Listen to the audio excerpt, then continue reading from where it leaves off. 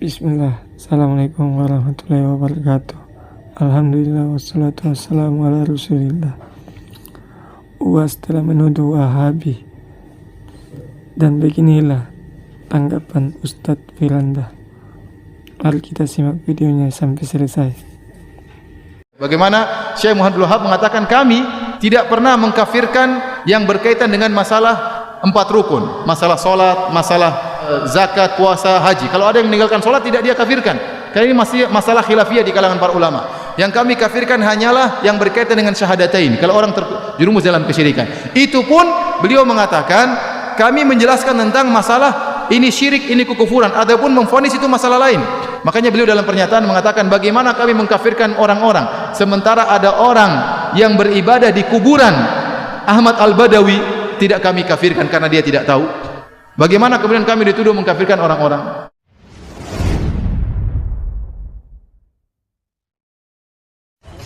Bagaimana dengan Wahabi, Ustaz? Mereka terlalu mudah untuk membid'ah. Bid'ah. Dia lupa bahwa ketika engkau katakan saudaramu bid'ah sama dengan dalalah, wa kullu dalalatin finnar. Bid'ah. Itu artinya sama dengan neraka. Padahal Allah sudah siapkan surga yang begitu luas, seluas langit dan bumi. Mereka tidak. Mereka berpahaman isi surga itu cuma 3 aja. Dia, guru dia, bini dia. Lain daripada itu masuk neraka jahanam semua. Nauzubillah.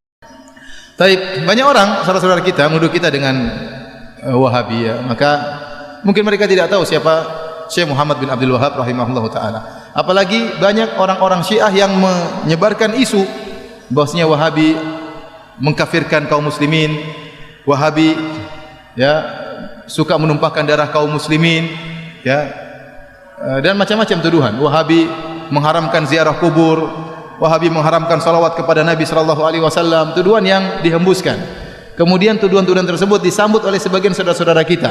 Akhirnya semakin besar tuduhan tersebut. Dan ini semua adalah tuduhan tidak benar. Kita mengatakan kenyataan mendustakan itu semua. Kita tahu Raja Wahabi, Raja Salman ya, di antaranya. Hafizahullah ta'ala. Hari ini saya baru dapat kabar dia menyuruh seorang wartawan diberhentikan dari pekerjaannya dan koran dipermasalahkan, dikasuskan. Kenapa? Karena wartawan tersebut memuji dia berlebihan. Ya, dia baca koran tersebut ternyata wartawan tersebut memuji dia berlebihan, disuruh berhenti penulis tersebut karena dia tidak ingin sampai tauhid terganggu. Dia menjaga kemurnian tauhid ya. Adapun menuduh bahwasanya kaum Wahabi suka mengkafirkan, maka itu tidak benar. Dibantah oleh Syekh Muhammad bin Abdul Wahab rahimahullahu taala ya. Dan saya sedang menyusun juga tulisan tentang masalah itu ya. Bagaimana Syekh Muhammad bin Abdul Wahab mengatakan kami tidak pernah mengkafirkan yang berkaitan dengan masalah 4 rukun, masalah solat, masalah zakat, puasa, haji. Kalau ada yang meninggalkan solat tidak dia kafirkan. Karena ini masih masalah khilafiyah di kalangan para ulama. Yang kami kafirkan hanyalah yang berkaitan dengan syahadatain. Kalau orang terjerumus dalam kesyirikan. Itu pun beliau mengatakan kami menjelaskan tentang masalah ini syirik, ini kekufuran. Adapun memvonis itu masalah lain. Makanya beliau dalam pernyataan mengatakan bagaimana kami mengkafirkan orang-orang sementara ada orang yang beribadah di kuburan Ahmad Al-Badawi tidak kami kafirkan karena dia tidak tahu. Bagaimana kemudian kami dituduh mengkafirkan orang-orang? Apalagi kemudian dituduhkan suka menumpahkan darah kaum muslimin. Apakah ada jemaah haji yang pergi ke Arab Saudi ketakutan dibunuh oleh orang Arab Saudi? Bukankah Saudi itu sarangnya Wahabi? Semua penduduk Saudi rata-rata Wahabi. Apakah ada jemaah haji yang ketakutan kalau ketemu orang Arab Saudi? Ya, yang akan dirampas hartanya, akan dibunuh? Enggak ada, itu omong kosong. Atau kalau Arab Saudi memberi bantuan gratisan banyak, pelayanan ya. Bahkan Raja Salman kalau sudah memberikan bantuan, sebelumnya Raja Malik Abdullah, kalau sudah beri bantuan kemana saja, Suriah dibantu luar biasa, jutaan orang Suriah dibantu di Arab Saudi ya. Kemudian bantuan terhadap Palestina, kumpulin duit langsung entah berapa triliun langsung dikirim ke Palestina, bantuan yang ini tidak jarang diekspos. Di tanah air kita juga banyak bantuan ya. Banyak masjid-masjid dibangun ya.